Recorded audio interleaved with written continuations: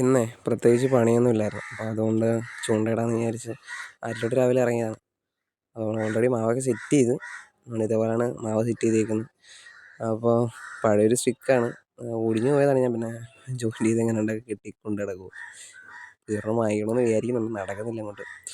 ആ ചൂണ്ട ഇട്ട് കഴിഞ്ഞിട്ട് ഞാൻ കൈ ഒന്ന് കഴുകാൻ വേണ്ടി താഴോട്ട് ഇറങ്ങിയാണ്. അന്നേരം വരുന്നൊരു സാധനം എൻ്റെ അടുത്തോട്ട് വെള്ളത്തിൻ്റെ അനക്കം കേട്ടിട്ട് ഓടി വന്നതാണ്. ഞാനാണെങ്കിൽ ആകെ പേടിച്ചു, ഞാനോടൊന്ന് തിരിച്ചോടി.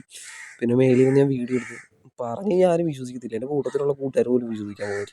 അപ്പോൾ ഒരു വീഡിയോ എങ്കിലും എടുക്കാമെന്ന് വിചാരിച്ചിട്ട് എങ്ങനെയാണ്ടൊക്കെ എടുത്തതാണ്. ഒന്നാമത്തെ കാര്യം, എനിക്ക് പാമ്പെന്ന് വെച്ചാൽ വലിയ പേടിയുള്ള സാധനമാണ്, ഭയങ്കര പേടിയാണ്. പിന്നെ ഞാൻ എന്നിട്ട് എടുത്ത് ഒരു വീഡിയോ എടുക്കാൻ നിങ്ങളെ കൂടെ കാണിക്കാമല്ലോ എന്ന് വിചാരിച്ചിട്ട് എടുത്തതാണ്. എന്തായാലും അത് നീന്തി അക്കരെ കാട്ടിലോട്ട് കയറി പോയിട്ടുണ്ട്. ഇവിടെയൊക്കെ ആണെങ്കിൽ കൊച്ചു പിള്ളേരൊക്കെ ഇവിടെ കൊച്ചുകൊണ്ടേ കൊണ്ട് നടക്കുന്നത്.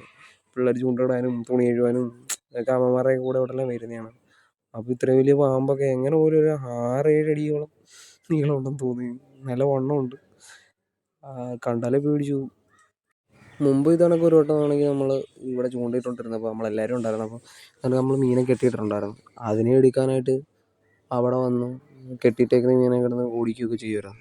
അന്ന് ഞങ്ങളെല്ലാവരും പേടിച്ച് മീനെ കളഞ്ഞിട്ട് ഓടിയതാണ്. പക്ഷേ ഇന്ന് വീഡിയോ റെക്കോർഡ് ഓണായിരുന്നു, അതുകൊണ്ട് വീഡിയോ എടുക്കാൻ പറ്റി. ഇല്ലെങ്കിൽ ആരും വിശ്വസിക്കില്ലാന്നേ, അതുകൊണ്ടാണ് പിന്നെ എടുത്തത്. എന്തായാലും അട്ടാറ സാധനമായിരുന്നു. അപ്പോൾ ആറ്റിലൊക്കെ ഒറ്റയ്ക്കൊക്കെ പിള്ളേരെയൊക്കെ പറഞ്ഞു വിടുന്നവർ സൂക്ഷിക്കണം.